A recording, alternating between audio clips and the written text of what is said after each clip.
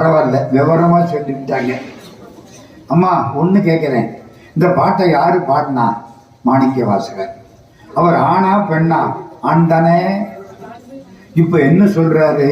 குயிலே உன்னை நான் விரும்புவேன், உன் துணை தோழனும் ஆவன்னு சொல்லாம தோழியும் ஆவனுங்கிறாரே. என்ன மாணிக்க வாசகர் தோழனா தோழியா? என்னம்மா இந்த பாட்டு இருக்குல்ல, இந்த அந்த தான் சொன்னாங்க. மாணிக்க வாசகர் தன்னை தோழின்னு சொல்றாருன்னா அவர் என்னவா மாறிட்டாரு? பெண்ணா மாறி போயிட்டாருமா. உன்னை உகப்பன் குயிலே உன் துணை தோழியும் ஆவன். அப்போ மாணிக்க வாசகர் மனசளவில பெண்ணாக மாறினார். ஏன் சார் திருவாசகம் என்ன, அதுக்கு என்ன அவ்வளவு மரியாதை? ஒன்னு சொல்லவா? கோயில்ல சிவலிங்கத்தை வச்சு திருவாசகத்தையே வச்சு கும்பிடுறது பழக்கம். சிவலிங்கத்துக்கு பதிலா திருவாசகத்தை வச்சு கும்பிடுற பழக்கம் உண்டு. உங்களுக்கு எல்லாம் தெரியுமா? எங்க ஊர் தேவகோட்டை ஐயாப்ப சொன்னாரு. தேவகோட்டையில ஒரு குடும்பம். திருவாசகம் எத்தனை பாட்டுன்னு சொன்னேன்? மறக்க கூடாது.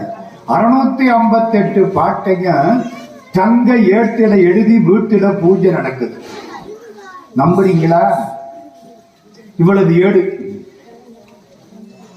அத்தனை பாட்டு, ஒரு தப்பு கிடையாது. 658 திருவாசகம் ஒரு தப்பு கூட கிடையாது. பாடலிங்க ஆசாரின்னு ஒருத்தர் 1943 எழுதியிருக்க. எதை வச்சு? எழுத்தாணிய வச்சு பொறிச்சிருக்க. தங்க ஏடு அற்புதமா இருக்கு. என்ன சார் பார்த்தாப்பல சொல்றீங்க? பார்த்தேன், தொட்டு பார்த்தேன். நட்டும் போல்ட்டும் போட்டு மாட்டி இருக்கு. நட்டு போல்ட்ட கலட்டினா அத்தனை பாட்டு, ஒரு தப்பு கிடையாது. இது என்ன பண்றீங்க? எங்க வீட்டுல இதுதான் பூஜை. ஆமா, சிவபெருமானும் திருவாசகமும் ஒன்னா? ஆமா. இன்னொன்னு கேட்கவா? நாயன்மார்கள் எத்தனை பேரு? 63. Very good.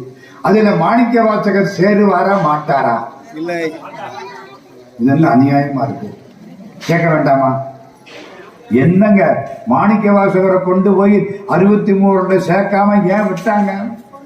மாணிக்க வாசகர் 63 சேர மாட்டார். என் கணக்குப்படி சுந்தரர் காலத்துக்கு முன்னால் வாழ்ந்தவர் மாணிக்க வாசகர், 3ஆம் நூற்றாண்டு. அப்போ சுந்தரமூர்த்தி சுவாமிகள் திருத்தொண்ட தொகை பாடின பொழுது மாணிக்க வாசகரை